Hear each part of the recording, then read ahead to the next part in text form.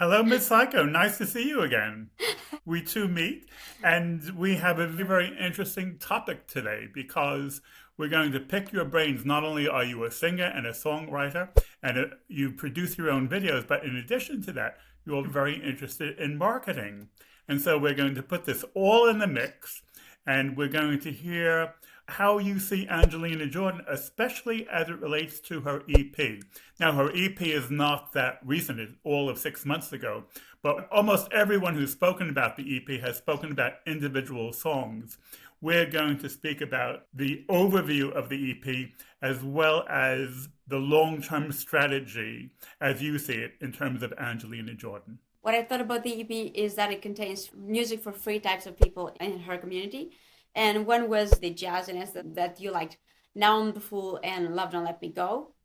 Diamond a little bit too. And then something more for the experimental community, the one that is waiting for something innovative, which to me was Fire and Rain. And then I found two other songs that were closer to the younger generation, a little bit of swag and freedom of a 16, 20-year-old, which was All My Fault and Good and Goodbyes. Fire and Rain, the upbeat part, it transported me into Imagine Dragons Coldplay type of atmosphere. But you would have to listen to Coldplay to spot that. Put into words the type of atmosphere that you're describing. Like you're at a festival and there's tons of people singing that song with you. It's not intimate, it's like happy and joyful and... Okay. Fire and rain. I rose up.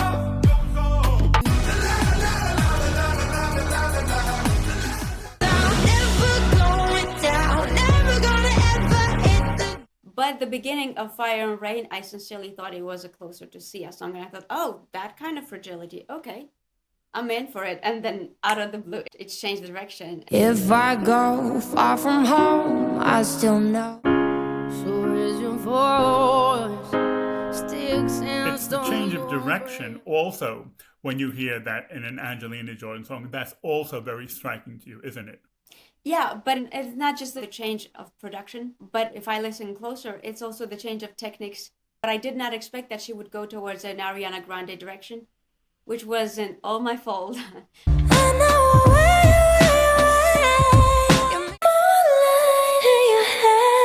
When I listened to it, I was a little bit tipsy. So that has to be taken into account.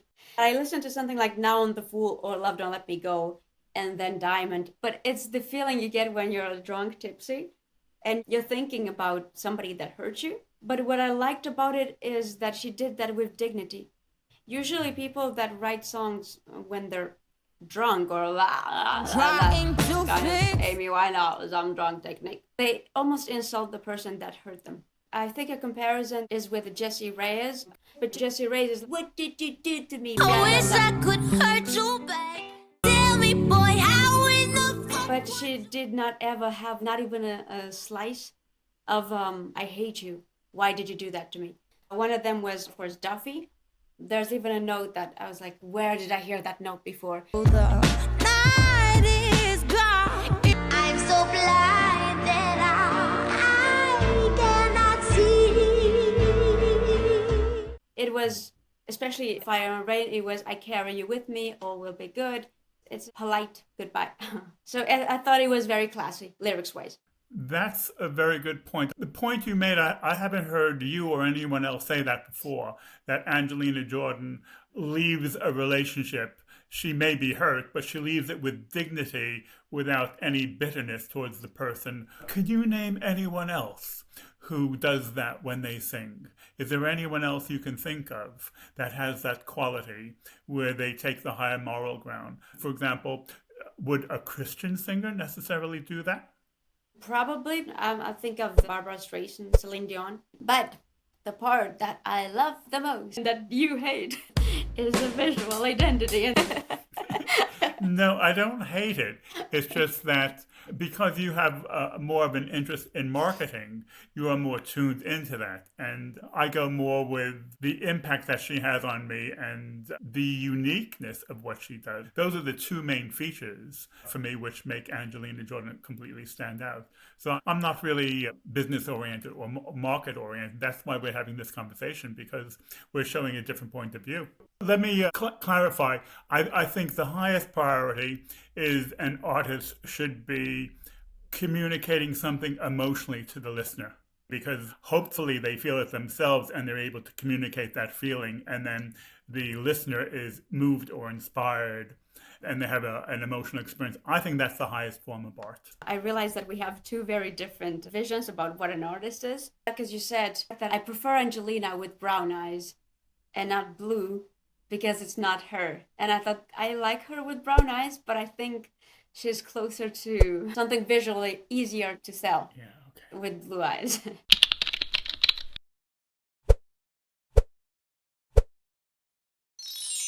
You think an artist is somebody who should be raw and honest and primary, like your essence has to be right out there, unpackaged. And to me, if you do that, you can just as well sing in your shower. And you can keep that as a side hobby, because the world forces you to package it in a certain way just to be able to, quote, sell it. You have to embrace one identity at first, not necessarily all over your career. I really wish you had a face. We were lucky we have a Michael Asher who's helping us, and he is inspired as an artist to do some paintings for each of the EP, which are so phenomenal that I will do a separate video with him just about the paintings with each song. But what he did, he's made visual his understanding and interpretation of each of the songs on the EP. And it really gives the name of art almost another dimension when he interprets it like that. When I saw Michael's paintings, I realized that he sees her as the ethereal goddess. He sees the fragility in her voice. He made total abstraction of the drums and the production. I would love to compliment him and tell him he's almost as versatile as AJ, because he did paintings in different styles for each song. And usually artists just have one style and show it off in one painting and just apply that same aesthetic logic everywhere. And he was able to adjust to it. He captured his emotional reaction. He showed the pathos, he showed the mood of the song with each of the paintings. And for me, that's like a very evolved understanding of art to be able to do that. I was very impressed with that, and I'm really honored to be able to interview Michael so he can talk me through each of these paintings. The thing about his paintings is that they're unpredictable, but so too is Angelina Jordan's style. On one level, Angelina Jordan is a jazz singer, but I think almost of any artist I've ever seen or heard of, she is the least easy to categorize. To call her a jazz singer is not only an understatement, but it does not communicate the experience that you get from listening to her. And I think Michael, with the diversity of his paintings in the different styles and in the different moods, begins to address the spectrum of her different styles and different genres. And she even does that within the same line. She'll sing 10 words and there'll be 5 different moods in the 10 words. If you want more words, you go to the AJ 2 words challenge. Maybe next year we'll do a 4-word challenge rather than a 2-word challenge. I think the common part between Michael's vision and mine was that in both she was something out of the box, something unique, almost unrelatable. Because usually you try to put an artist into a caricature type of profile, the heartbroken teenage girl, the sassy 30-year-old diva. You usually have a profiling that is relatable to most people. And in this case, the first lady, and in his case, it was a goddess. It was something not relatable, something that watches over people, observer creature of the world, not in the world. And I'm obsessed with trying to predict what one will do. For that, I benefited from ChatGPT intelligence. First, I asked, describe Angelina Jordan's style. And it was funny because it was pretty accurate. Everything about the tone. It did not talk about performing on stage, putting some shows. It simply talked about her voice, not about a production style. And then I asked AI, where might Angelina Jordan be in 10 years? And of course, it said things like Grammy winner, international superstar, but it also said humanitarian advocate, Yeah. and mentor and role model, which is not something it would say about a lot of Yeah. singers. I can see that when she has enough fame and a high enough profile, that she can be like a UN ambassador for children. I can definitely see her going in a humanitarian direction. When I said First Lady, I did not think humanitarian advocate, but I did think, okay, somebody that helps people, somebody that will not make it about themselves because of the barefoot story, and who can relate to that. And I thought, okay, she's not Lana Del Rey type. She's really the First Lady. She's the special one. She's not the wife either. That's why it was Yeah. First Lady, but it can go in ethereal goddess as well. Especially if you look at her EP visuals, it's with flowers in her head. And I did think that her first identity would be closer to Lana Del Rey because of the romantic side of it and the flowers, but it's not the case. But with her recent stuff, and especially the things that she writes herself, she has a certain type of purity of tone. She doesn't do bitchy. She definitely does not do bitchy. It's not in her vocabulary.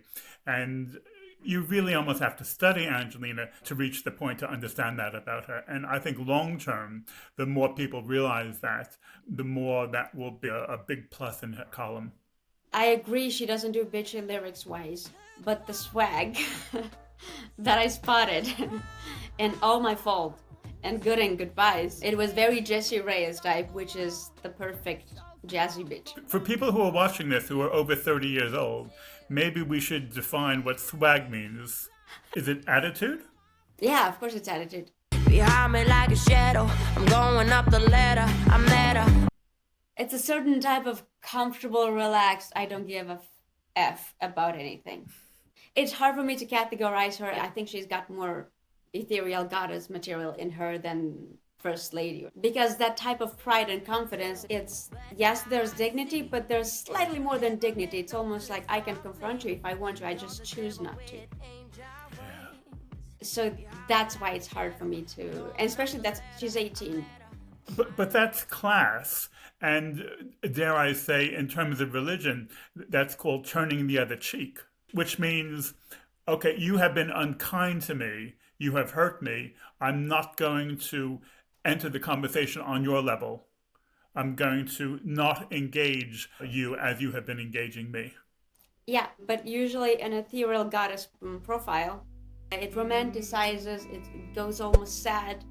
It talks overall about the world and people's faults and vices, while somebody that is able to confront would be closer to First Lady profile. Okay.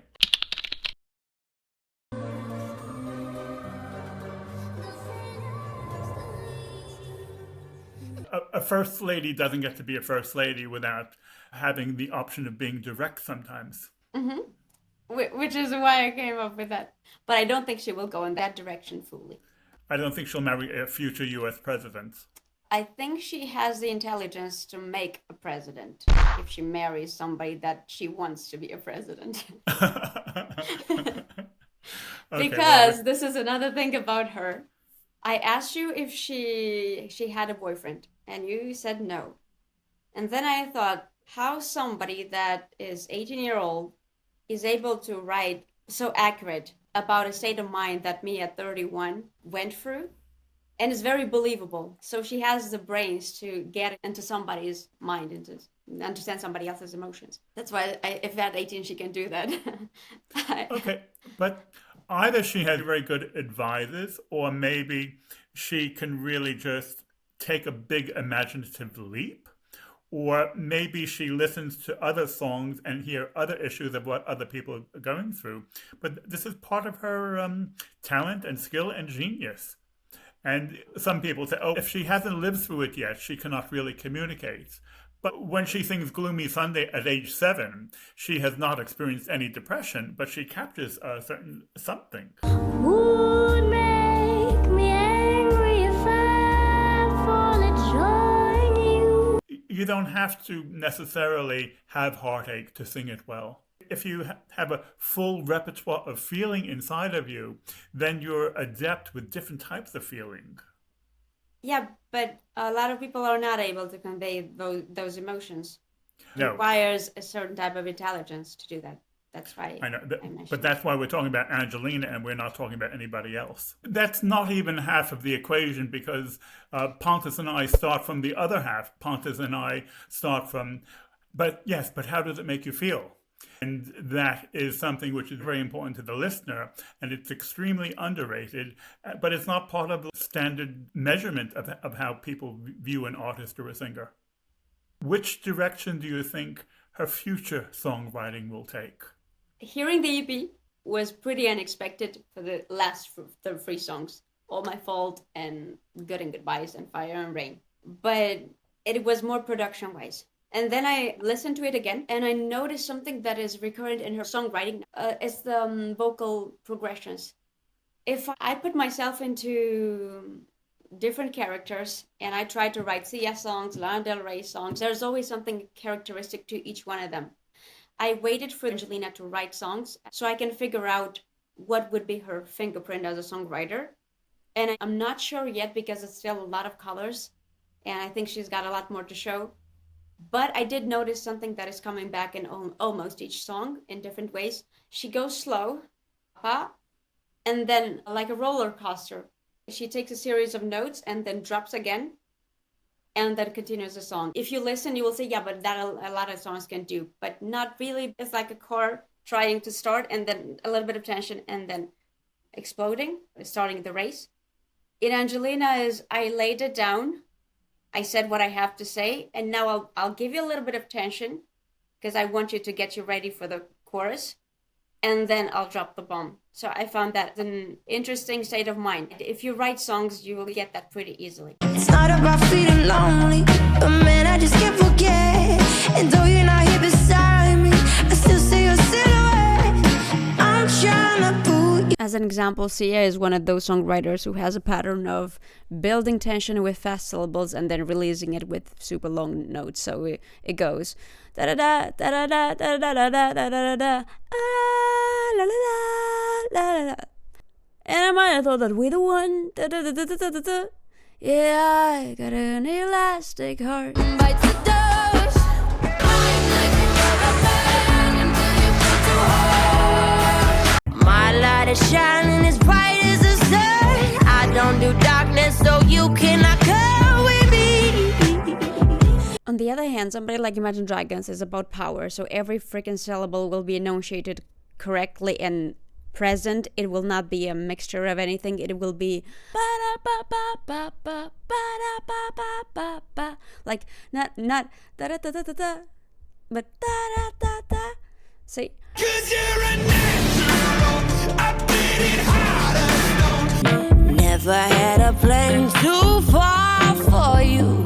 I don't understand, don't have a clue.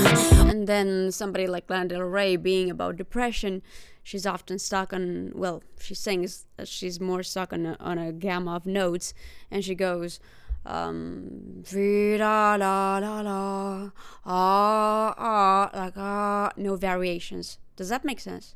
I'm exaggerating, of course, but that is the idea behind developing a pattern in songwriting. If you write songs and you're a little bit agitated, you're gonna start fast because you're in the emotion and you're a little bit tense. So I realized that Angelina often starts already composed. Yes, calm. And then a little bit of tension, then Now I'm the Fool and Love Don't Let Me Go, but it's the same idea. It's just a little bit slowed down. In Fire and Rain, it's the same, but it's executed in a Coldplay manner. It's something that no one else has talked about. But to me, because my appreciation of music is primitive compared to yours, I hear how she'll sing one line and she'll have different words with different impacts and different tone. That to me is much more striking because that's much more concentrated experience rather than the overview. But that's why we're talking to you, to get the overview, because you're involved with not just songwriting but music production. So you hear the techniques within the song that other people simply won't hear. Because I hear them as choices, as decisions. Okay, what intensity do I give to this word? So the listener has the right feeling. So it's a choice. And to me, it's why did she choose that? Why did you choose this? So it's a conscious choice. I don't think it's always conscious. I guess if you have the intelligence, you can debate every note. But in her case, given that she was already doing that at 7, I think it's both at the same time. Ms. Psycho, I think this conversation could last for several hours. But every video that we make, we always say, oh, I can envision what the next one will be. What was your favorite song from the EP?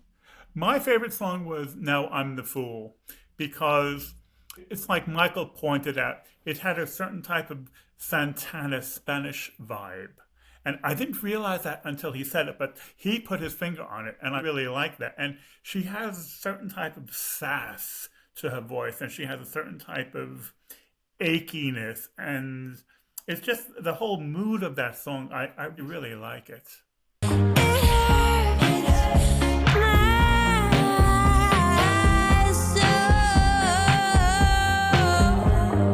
Now I'm the Fool is the one that reminded me the most of Duffy. And your favorite is Love Don't Let Me Go.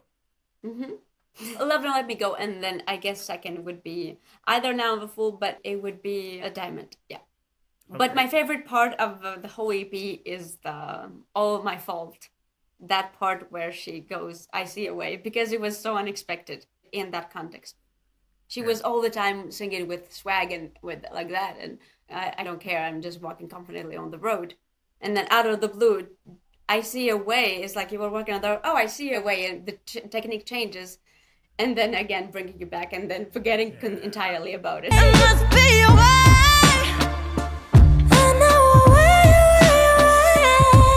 I think if art is unexpected, then that's almost synonymous with being original. And original art is great. I think that's one of the highest forms of art, to have original art. Ms. Psycho, thank you for your time and energy and expertise. And Expertise? Thanks, Lev. Thank you. Thank you.